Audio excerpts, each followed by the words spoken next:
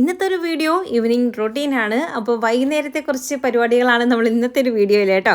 അപ്പോൾ ഇന്ന് നൈറ്റ് എന്തെങ്കിലും സ്പെഷ്യൽ ഉണ്ടാക്കാമെന്ന് വിചാരിച്ചു. ചിക്കൻ വാങ്ങിച്ചത് ഇരിപ്പുണ്ടല്ലോ, അന്നേരം അത് ഇന്ന് വെച്ചിട്ട് നമുക്കിന്ന് ചിക്കൻ റോസ്റ്റ് ഉണ്ടാക്കാമെന്ന് വിചാരിച്ചു.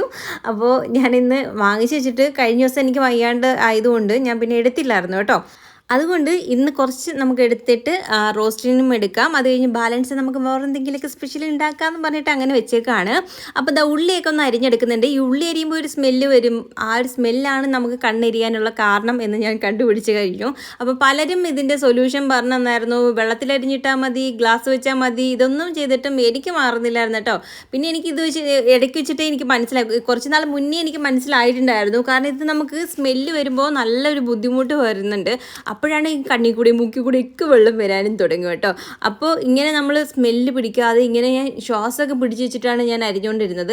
അപ്പോൾ എനിക്ക് കണ്ണെരിച്ചിലും അങ്ങനെ പുകച്ചിലോ അങ്ങനെ കാര്യങ്ങളൊന്നും വന്നിട്ടില്ല. നമുക്ക് ഒരുപാട് ഉള്ളികളൊക്കെ അരിയാനുണ്ടെങ്കിൽ നമുക്ക് അത്രയും നേരം ശ്വാസം പിടിച്ച് നിൽക്കാൻ പറ്റത്തില്ലല്ലോ.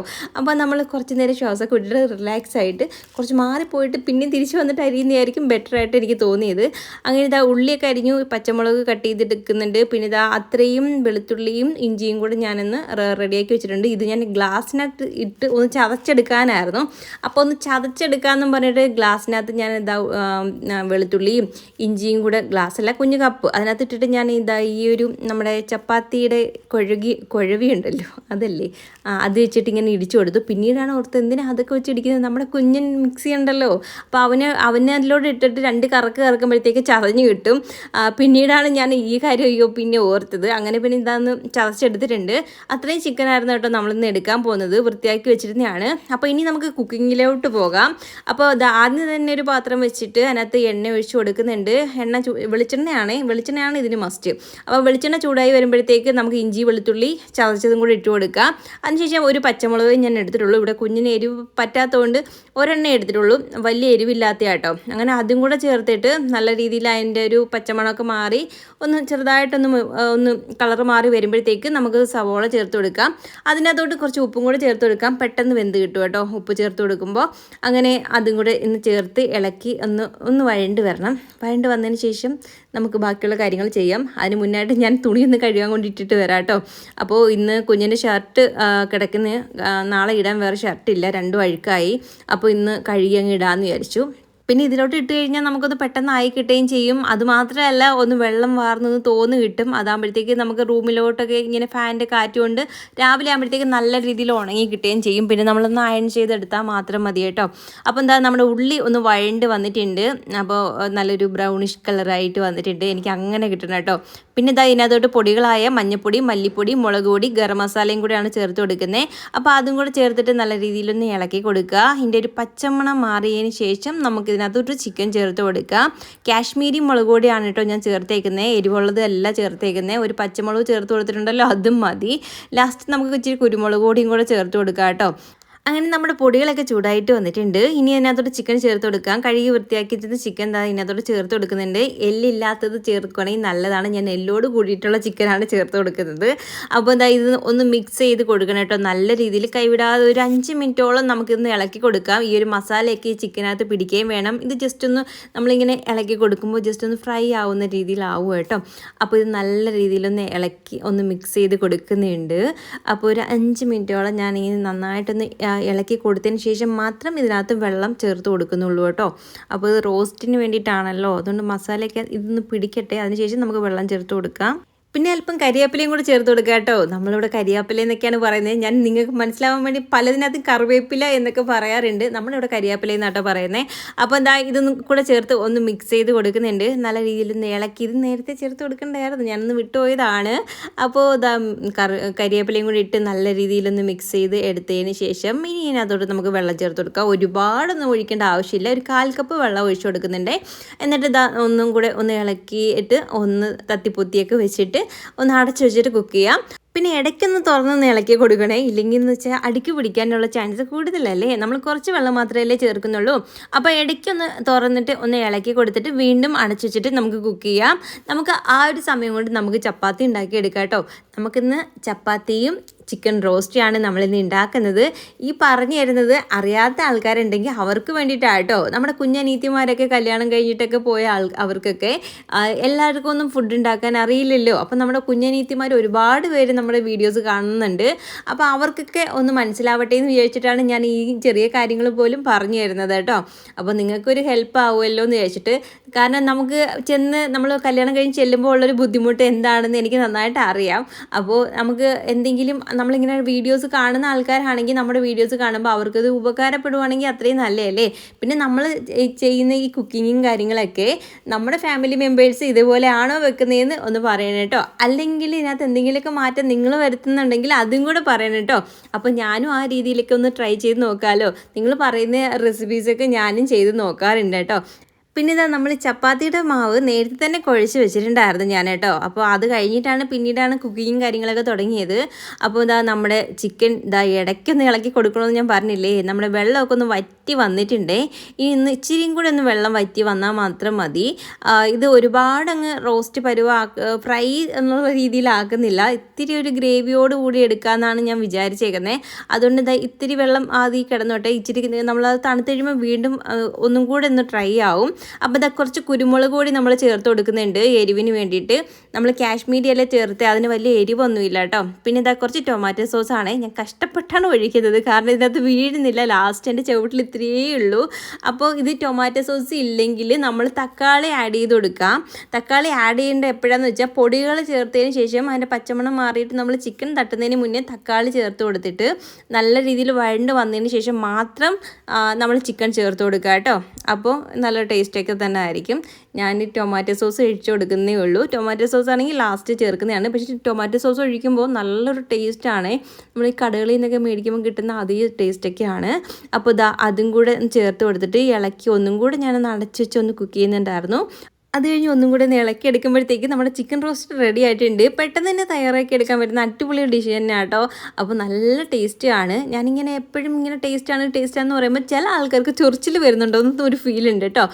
എന്ത് പറഞ്ഞാലും ഇങ്ങനെ ആണല്ലോ, പാളിപ്പോകാറുണ്ട്. പാളിപ്പോയതിൻ്റെ വീഡിയോസും ഞാൻ ഇട്ടിട്ടുണ്ട് ഇല്ലേ, നിങ്ങൾ കണ്ടിട്ടില്ലേ. അപ്പോൾ ചില ഐറ്റംസൊക്കെ നമ്മൾ പാളിപ്പോവും. പിന്നെ ഞാൻ എന്ത് ഫസ്റ്റ് ഉണ്ടാക്കലും, അതായത് എനിക്കൊരു പ്രശ്നമെന്ന് വെച്ചാൽ ചില കാര്യങ്ങളൊക്കെ എനിക്ക് അറിയാത്തത് ഞാൻ ട്രൈ ചെയ്ത് നോക്കാറുണ്ട്. ചിലപ്പോൾ നമ്മൾ യൂട്യൂബിൽ വീഡിയോസോ നമ്മൾ ഇൻസ്റ്റയിലൊക്കെ നോക്കുമ്പോഴും ഷോർട്സൊക്കെ കാണുമ്പോൾ അതിങ്ങനെ മനസ്സിൽ വെച്ചിട്ടോ അല്ലെങ്കിൽ സേവ് ചെയ്ത് വെച്ചിട്ടോ ഞാനത് ചെയ്ത് നോക്കാറുണ്ട്. എനിക്കത് ഇഷ്ടപ്പെടുവാണെങ്കിൽ ഫസ്റ്റ് അറ്റംപ്റ്റൊക്കെ എനിക്ക് നല്ല സക്സസ് ആവാറുണ്ട്. പക്ഷെ പിന്നീട് അതേപോലെ ഞാൻ ഉണ്ടാക്കാൻ നോക്കുമ്പോൾ ചിലപ്പോഴൊക്കെ പാളിപ്പോവാറുണ്ട് കേട്ടോ. അപ്പോൾ കുഞ്ഞൻ എപ്പോഴും പറയും, നിനക്ക് അറിയാത്തൊരു സാധനം നീ ഉണ്ടാക്കുമ്പോൾ അടിപൊളി ടേസ്റ്റ് നല്ല രസമായിരിക്കും. പിന്നീട് അത് നിനക്ക് അറിഞ്ഞിട്ട് നീ ഉണ്ടാക്കുമ്പോഴത്തേക്ക് അതിനകത്ത് എന്തെങ്കിലും ഒരു കുറവ് കാണും എന്നിങ്ങനെ എപ്പോഴും പറയട്ടോ. അങ്ങനെ നമ്മൾ ചപ്പാത്തിയൊക്കെ ഉണ്ടാക്കിയതിന് ശേഷം അവിടെ നിന്ന് ക്ലീൻ ചെയ്തതിന് ശേഷം പോയി ഫുഡ് കഴിക്കാമെന്ന് വിചാരിച്ചു. അപ്പം ഞാൻ കുഞ്ഞിനെ വിളിച്ചപ്പോൾ ആളെൻ്റെ അടുത്ത് പറഞ്ഞു കുറച്ച് നേരം കഴിയട്ടെ, അത് കഴിഞ്ഞിട്ട് കഴിക്കാമെന്ന് പറഞ്ഞിട്ടോ. അപ്പോൾ ആ ഒരു സമയം കൊണ്ട് ഞാൻ പിന്നെ പെട്ടെന്ന് അവിടേക്കൊന്ന് വൃത്തിയാക്കുവാണ്. വെറുതെ നമ്മൾ സമയം കളയണ്ടല്ലോ.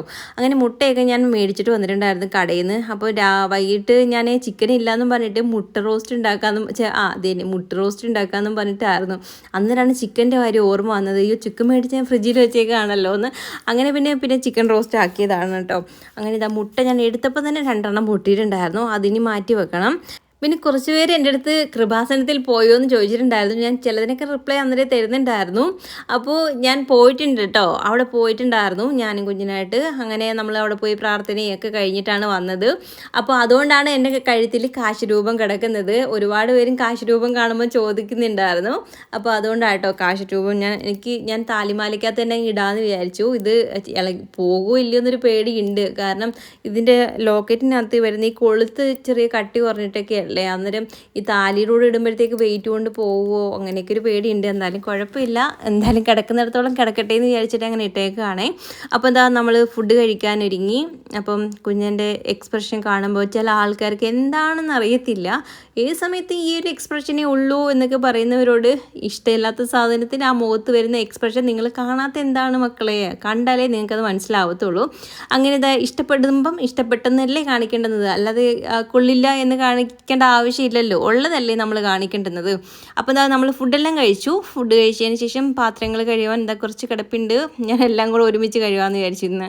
അങ്ങനെ ഇതാ കഴുകി വെച്ചിരുന്ന പാത്രങ്ങളൊക്കെ ഒന്ന് മാറ്റിയതിന് ശേഷം ഇതാ പാത്രങ്ങളൊക്കെ ഒന്ന് കഴുകിയെടുക്കുന്നുണ്ട്. ഒരുപാടൊന്നും ഇല്ല കേട്ടോ, കുറച്ചേ ഉള്ളൂ. അപ്പോൾ അതും കൂടെ ഒന്ന് കഴുകിയെടുക്കുന്നുണ്ട്. പിന്നീട് നമ്മുടെ ഫാമിലി മെമ്പേഴ്സ് കുറേ പേര് ബർത്ത്ഡേ വിഷസ്, വെഡിങ് ആനിവേഴ്സറി ഒക്കെ പറഞ്ഞിട്ടുണ്ട്. അപ്പോൾ അവരുടെ കുറച്ച് പേരുടെ വിഷസ് ഇതാ ഇതിനകത്ത് അറിയിക്കാം കേട്ടോ. ദിയാസ് ഗോൾഡ് എന്ന ഇൻസ്റ്റാഗ്രാം പേജിലെ ശ്രീജയുടെ ബർത്ത്ഡേ സെപ്റ്റംബർ 11 പറഞ്ഞിട്ടുണ്ടായിരുന്നു. അതുപോലെ തന്നെ IV അനിലിൻ്റെ മകളായ അനിഹ അനിലിൻ്റെ ബർത്ത്ഡേ സെപ്റ്റംബർ 13, പിന്നെ ജോസ്നയുടെ ബർത്ത്ഡേ സെപ്റ്റംബർ 15, പിന്നെ ജോസ്നയുടെ മകനായ മോനൂസിൻ്റെ ബർത്ത്ഡേ 12 പറഞ്ഞിട്ടുണ്ടായിരുന്നു. അപ്പോൾ നമ്മുടെ ഫാമിലിയുടെയും വിഷസ് അറിയിക്കുകയാണ്. ഹാപ്പി ബർത്ത്ഡേ എല്ലാവർക്കും. ഒരുപാട് നാളിങ്ങനെ സന്തോഷവും സമാധാനമായിട്ട് ദീർഘായുസ് നൽകി നിങ്ങളെ ദൈവം അനുഗ്രഹിക്കട്ടെ എന്ന് പ്രാർത്ഥിക്കുന്നു. പിന്നെ 2 കുഞ്ഞു മക്കൾക്കും എൻ്റെ ചക്കര ഉമ്മയുണ്ട്. പിന്നെ ഇനി ആനിവേഴ്സറി വിഷസാണ്. ഇന്ദിലേഖ കൃഷ്ണകുമാറിൻ്റെ വെഡ്ഡിങ് ആനിവേഴ്സറി സെപ്റ്റംബർ 12, അതുപോലെ ഷീന ഹക്കീമിൻ്റെയും സെപ്റ്റംബർ 12, ഗ്രീഷ്മ അനീഷിൻ്റെ സെപ്റ്റംബർ 14, ചിന്നു രാഹുലിൻ്റെ ആനിവേഴ്സറി സെപ്റ്റംബർ 10 പറഞ്ഞിട്ടുണ്ടായിരുന്നു. അപ്പോൾ നമ്മുടെ ഫാമിലിയുടെയും വിഷസ് അറിയിക്കുകയാണ്. Happy wedding anniversary. എല്ലാവരും ഒരുപാട് നാളിങ്ങനെ സന്തോഷമായിട്ട് ജീവിക്കാൻ നിങ്ങളെ ദൈവം അനുഗ്രഹിക്കട്ടെ എന്ന് പ്രാർത്ഥിക്കുന്നു. അപ്പം എന്താ പാത്രങ്ങളൊക്കെ കഴുകി കഴിഞ്ഞു, ഇനി ക്ലീനിങ് ഒക്കെ ആയിട്ടോ. അപ്പോൾ നമ്മുടെ ഈ ഒരു അടുപ്പിൻ്റെ ഭാഗമൊക്കെ ഒന്ന് തുടച്ച് വൃത്തിയാക്കി ഇടുന്നുണ്ട്. കുക്ക് ചെയ്യുന്ന സമയത്ത് തന്നെ എണ്ണയൊക്കെ വീഴുകയും പിന്നെ നമ്മൾ എടുക്കുന്ന വഴിക്ക് അങ്ങോട്ടും ഇങ്ങോട്ടേക്ക് അതിൽ നിന്ന് വീഴുകയൊക്കെ ചെയ്യുമ്പോഴത്തേക്ക് അവിടെ ഒരുമാതിരി കിടക്കുമല്ലോ. അപ്പോൾ ഓയിലിൻ്റെ ഒരു ഒട്ടലൊക്കെ വരും. രാവിലെ നമ്മൾ വന്ന് നോക്കുമ്പോൾ നല്ല ഒട്ടലൊക്കെ ആയിരിക്കും, ഒരുമാതിരി മഴുമഴാന്ന് കിടക്കും. അതെന്തോ കാണുമ്പം തന്നെ നമുക്ക് എന്തെങ്കിലും തോന്നുമല്ലേ. അത് ഉണങ്ങി പിടിച്ചിട്ട് അത് പിന്നെ പോകാനും പാടാം. നമ്മൾ കൈയോടെ തുടയ്ക്കുമ്പോഴത്തേക്ക് അത് പിന്നെ അന്നേരേ ഇനി ക്ലീനായി കിട്ടുകയും ചെയ്യും കേട്ടോ. പിന്നെ ഇതാ കഴുകി എല്ലാവിടെയൊക്കെ തുടച്ച് വൃത്തിയാക്കിയതിന് ശേഷം തുണിയൊക്കെ ഒന്ന് കഴുകി ഇടുന്നുണ്ട്. ഇനി വാഷിംഗ് മെഷീനകത്ത് നിന്ന് നമുക്ക് ഷർട്ട് എടുക്കണം കുഞ്ഞൻ്റെ. ബാക്കിയുള്ളതൊക്കെ ഞാൻ എടുക്കുന്നില്ല, അവിടെ കിടക്കട്ടെ. അപ്പോൾ രാവിലെ വെയിൽ വരുമ്പോഴത്തേക്ക് മുറ്റത്തോട് എടുത്തിടാം. ഷർട്ട് പിന്നെ നമ്മൾ രാവിലത്തേക്ക് നോക്കി നിന്നിട്ട് കാര്യമില്ലല്ലോ. പിന്നെ ഇതാ നമുക്കൊരു അൺബോക്സിങ് ഉണ്ടായിരുന്നു, ഇതിൻ്റെ ഷോർട്സ് ഞാൻ ഇട്ടിട്ടുണ്ടായിരുന്നു. പിന്നെ ഇത് അയച്ചു തന്നേക്കുന്ന green bowl homemade products എന്ന് പറഞ്ഞ ഇൻസ്റ്റാഗ്രാം പേജിൽ നിന്നാണ്. നമ്മുടെ ഫാമിലി മെമ്പറും കൂടെ ആണ് ആള്. ഇപ്പോൾ ഓണമായിട്ട് കോംബോ ഓഫർ ഉണ്ട്. മാങ്ങ അച്ചാർ, നാരങ്ങ അച്ചാർ, ശർക്കര വരട്ടി, ഏത്തയ്ക്ക ഉപ്പേരി ഇത്രയും കൂടെ 500 ഗ്രാമും, ഇഞ്ചിക്കറി 250 ഗ്രാമും. ഇത് ഇത്രയും കൂടെ ഒരു കോംബോ ഓഫറാണ്. 1050 രൂപയാണ് പ്രൈസ് വരുന്നത്. ഇത് ഫ്രീ ഷിപ്പിങ്ങും കൂടെ ആണ് കേട്ടോ. അപ്പോൾ ഇത് കൂടാതെ തന്നെ ഇവർക്ക് ഒരുപാട് ഓഫറുകളുണ്ട്. എക്സ്ട്രാ ന്യൂ ഓഫർ എന്ന് പറഞ്ഞാൽ 1 മുതൽ 30 വരെയാണ്. 500 മുകളിൽ പർച്ചേസ് ചെയ്യുന്നവർക്ക് ലക്കി ഡ്രോ വഴി 500 രൂപ ക്യാഷ് ബാക്ക് ഉണ്ട്. അപ്പോൾ വിശ്വസിച്ച് വാങ്ങിക്കാൻ പറ്റുന്ന ഒരു ഐറ്റം തന്നെയാണ്. ഇതിന് മുന്നേ നമുക്ക് സോപ്പ്, കൺമഷി, പിന്നെ മാങ്ങാത്തര ഇതെല്ലാം ഇവിടുന്ന് തന്നെയാണ് അയച്ചു തന്നിരുന്നത്. നല്ല പ്രൊഡക്റ്റാണ്, ഞാൻ യൂസ് ചെയ്തുകൊണ്ടിരുന്നതാണ്. പിന്നെ നിങ്ങൾക്ക് ആർക്കെങ്കിലും ഇത് വേണമെങ്കിൽ അവരെ കോൺടാക്ട് ചെയ്യാൻ അവരുടെ കോൺടാക്ട് നമ്പർ ഞാനൊരു വീഡിയോയിൽ ഉൾപ്പെടുത്തിയേക്കാം. പിന്നെ അവരുടെ കോംബോ ഓഫറിൻ്റെ ഡീറ്റെയിൽസും ഈ ഒരു വീഡിയോയിൽ ആഡ് ചെയ്തിട്ടുണ്ട്. നിങ്ങൾക്ക് ആർക്കെങ്കിലും വേണമെങ്കിൽ കോൺടാക്ട് ചെയ്താൽ മതി. അപ്പം നമുക്ക് പുതിയൊരു വീഡിയോ ആയിട്ട് വരുന്നതായിരിക്കും. Tata bye, see U.